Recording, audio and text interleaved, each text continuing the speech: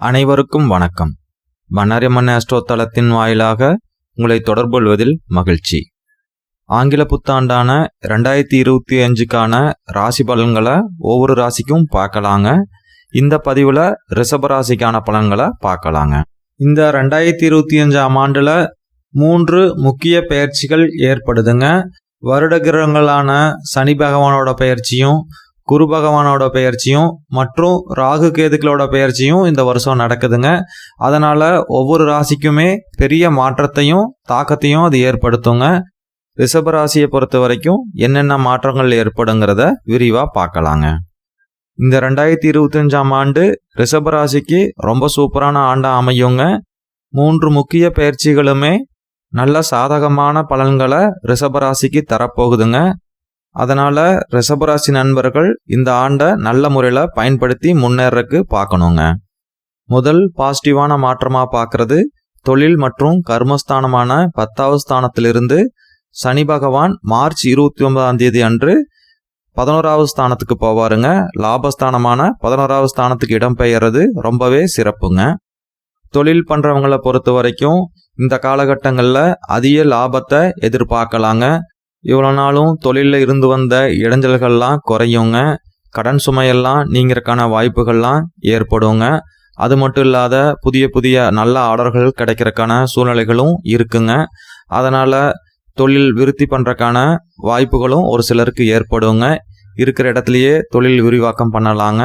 ஒரு சிலருக்கு புதிய இடம் வாங்கி தொழில் விரிவாக்கம் பண்ணக்கூடிய அமைப்பெல்லாம் கூட இந்த காலகட்டங்களில் ஏற்படுங்க.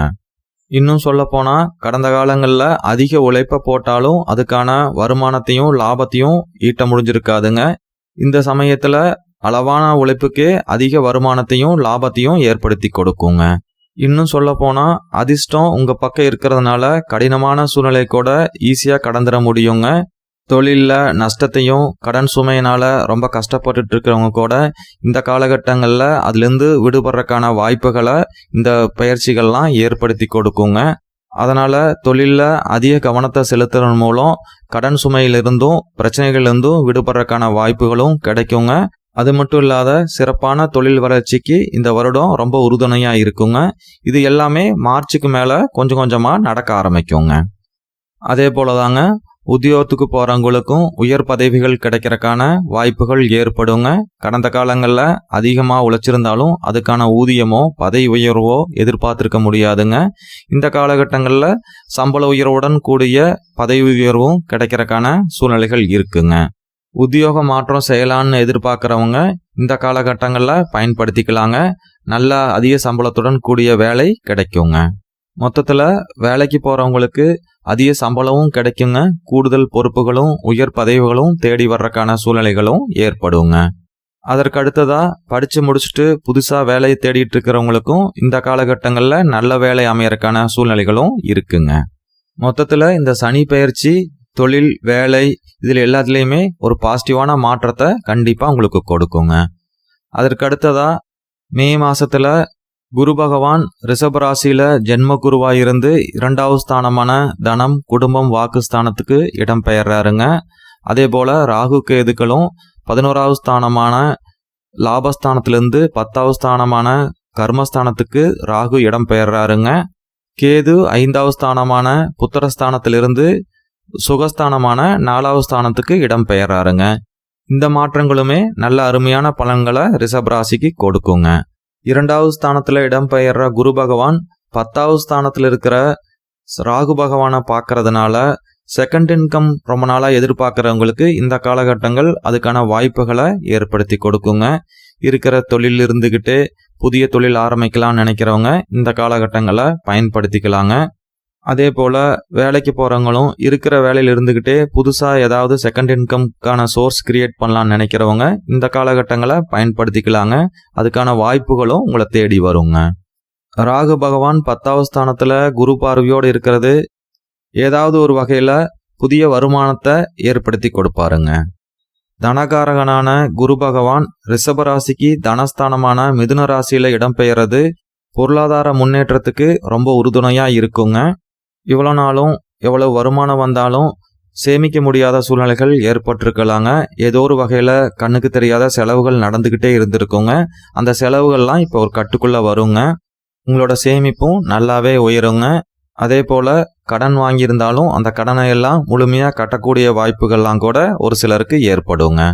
அது மட்டும் இல்லாத உங்களுக்கு வர வேண்டிய பணம் ரொம்ப நாளாக கிடைக்காது இருந்ததுன்னா இந்த சமயத்தில் முயற்சி செய்யும்போது உங்களோட பணம் திரும்பி கிடைக்கிறதுக்கான வாய்ப்புகள் கண்டிப்பாக உண்டுங்க.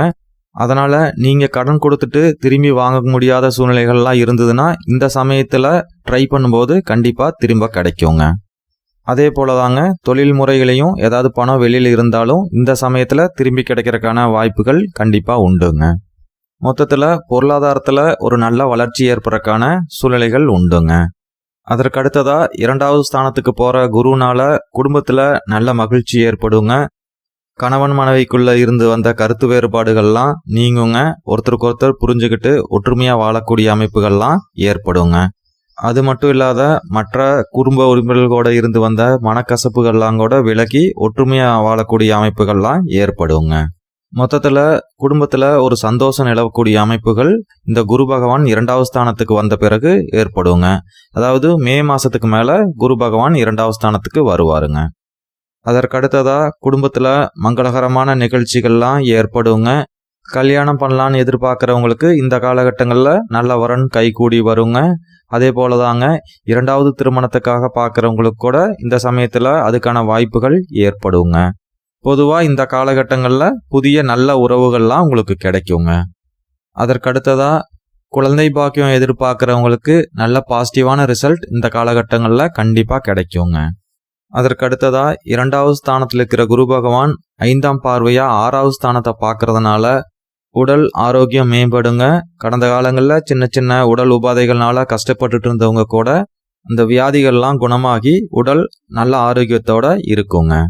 நீங்களும் ஆரோக்கியத்தை மேம்படுத்துறதுக்காக நேரத்தை செலவிடுவீங்க. வாக்கிங் போகிறது, எக்ஸசைஸ் பண்ணுறது, இது போன்ற வகையிலையும் ஈடுபடுவீங்க. அதற்கடுத்ததாக கணவனாக இருந்தால் மனைவியோட உடல் ஆரோக்கியமும், மனைவியாக இருந்தால் கணவனோட உடல் ஆரோக்கியமும் இந்த காலகட்டங்களில் மேம்படுங்க. இப்போ நம்ம சொன்ன பலன்கள் எல்லாமே மார்ச் மாதத்துக்கு அப்புறம் கொஞ்சம் கொஞ்சமாக நடக்க ஆரம்பிக்குங்க. மே மாதத்துக்கு அப்புறம் முழுமையாக உங்களுக்கு நல்ல பலன்கள் கைக்கு கிடைக்குங்க. இவ்வளோ நேரம் 2025ஆம் வருடத்தில் என்னென்ன நல்ல பலன்கள் ஏற்படுங்கிறத பார்த்தோங்க. அடுத்ததாக எந்தெந்த இடங்களில் கொஞ்சம் கவனமாக இருக்கணுங்கிறதையும் பார்க்கலாங்க. 4வது ஸ்தானத்துக்கு கேது பகவான் இடம் பெயர்றதுனால தாயாரோட உடல் நலத்தில் கொஞ்சம் அதிக அக்கறை தேவைப்படுங்க. அது மட்டும் இல்லாத தாயார் வழி சொந்தங்கள் கூட கொஞ்சம் விட்டு கொடுத்து போகணுங்க. அதற்கடுத்ததாக நிலம், வீடு, வாகனங்கள் வாங்கும்போது கொஞ்சம் கவனமாக இருந்தால் போதுங்க. மொத்தத்தில் ரிஷபராசி நண்பர்களுக்கு 2025ஆம் வருடம் ரொம்ப அமோகமான வருடமாக அமையுங்க. அதுலேயும் வருடத்தோட பிற்பகுதி ரொம்பவே சிறப்பாக இருக்குங்க. மீண்டும் நல்லதொரு பதிவில் சந்திக்கலாங்க. நன்றி.